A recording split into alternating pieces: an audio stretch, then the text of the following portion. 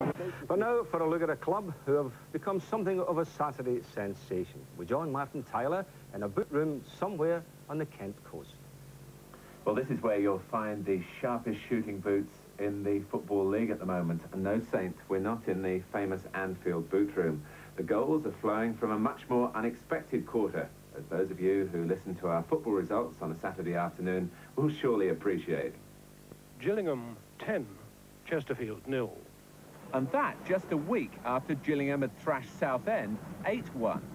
The Kent town on the River Medway has been something of a footballing backwater, even though only a playoff defeat in May prevented promotion to the second division for the first time.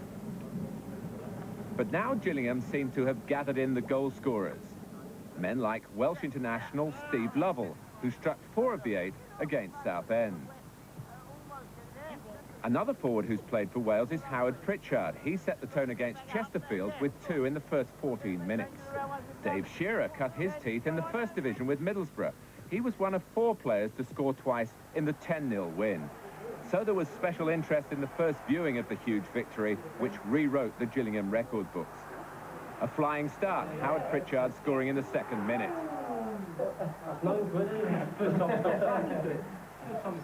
12 minutes later, it was Pritchard again with a header. The third goal after 31 minutes, a solo run from the bustling Shearer.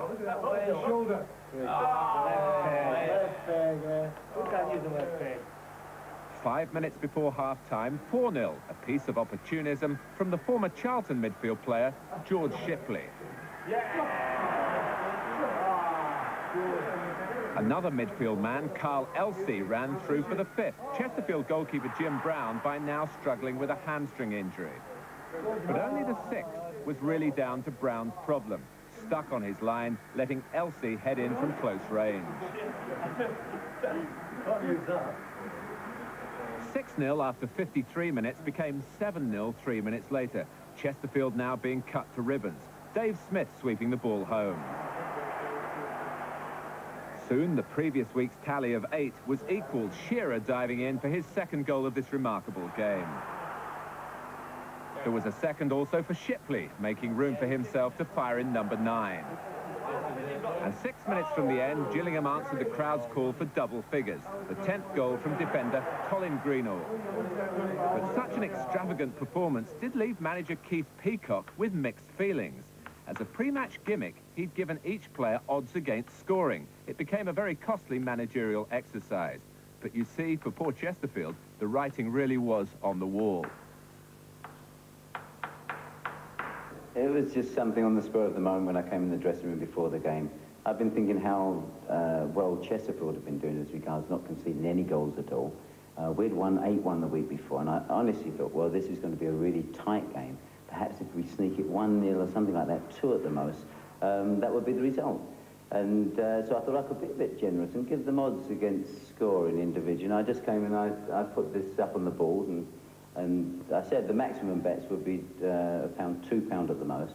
And it seemed to take their interest, and the money was out there pretty quick, and they all had a bet on themselves, or most of them did.